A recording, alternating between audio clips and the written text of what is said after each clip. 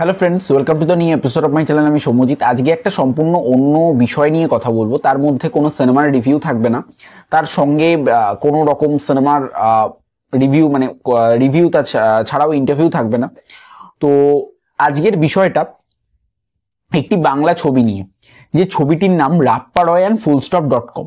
যে ছবিটি আমাদের 2025-এই আসার কথা। যে ছবিতে আমরা প্রথমের দিকে দেখেছিলাম সৌম্য মুখার্জিকে। সৌম্য মুখার্জি আমরা সাইডে তার ছবি দেখতে পাচ্ছি এবং যে পোস্টারটা এসছিল প্রথমে সেটা দেখতে পাচ্ছি, সৌম্য মুখার্জিকে দেখেছিলাম।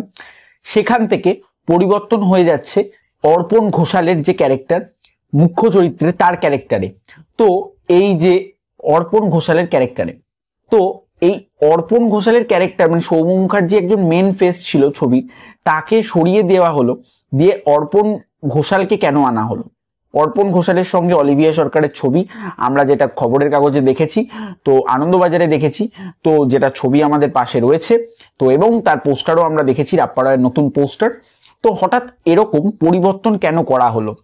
এবং তাছাড়াও এই ছবিটির প্রত্যেকটা চরিত্রই খুব গুরুত্বপূর্ণ চরিত্র।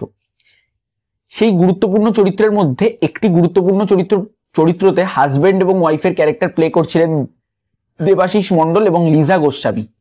এবং সব্যসাচী চৌধুরী, সে একটা সম্পূর্ণ আলাদা, মানে আলাদা বলতে গেলে সে একটা আলাদা লোক ছিল, মানে আলাদা ক্যারেক্টার ছিল। এবং আমরা হঠাৎ করে চমকে যাই, যেটা গতকাল আমাদের আনন্দবাজার পত্রিকাতেই আমরা জানতে পারি, পত্রিকার মাধ্যমে জানতে পারি যে দেবাশিস মণ্ডল এবং লিজা গোস্বামী তারা যে ক্যারেক্টারটা করছিলেন, সাইডে যেটা দেওয়া রয়েছে, সেটা কিন্তু আর দেবাশিস মণ্ডল থাকছে না, সেখানে হয়ে যাচ্ছে সব্যসাচী চৌধুরী এবং লিজা মণ্ডল। তারা এখন হাজব্যান্ড ওয়াইফ প্লে করছে, কিন্তু দেবাশিস মণ্ডল কিন্তু ছবিতে থাকছেন, সেটা সম্পূর্ণ একটা অন্য ক্যারেক্টারে। হঠাৎ এই পরিবর্তনগুলো কেন হচ্ছে? এই পরিবর্তনগুলো কি, এটা কি শুধুমাত্র অ্যাক্টরদেরই দোষ, নাকি এটার যে ডিরেক্টর তার দোষ?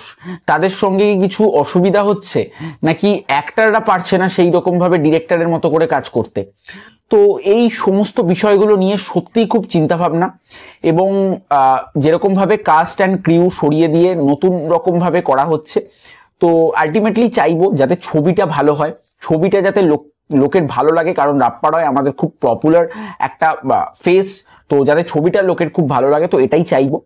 তো এটাই বলার যে যেটাই হবে যেন ভালোর জন্য হয়, যেটা যেন ভালো হয়। তো এটাই। তো যাদের ভিডিওটি ভালো লেগেছে লাইক করো, কমেন্ট করো, জানিয়ে কেমন লাগলো শেয়ার করো, আর চ্যানেলে নতুন সাবস্ক্রাইব করে পাশে বেল আইকনটি ক্লিক করো। দেখা হচ্ছে নেক্সট ভিডিও, ততক্ষণ সবাই ভালো থেকো। Bye bye.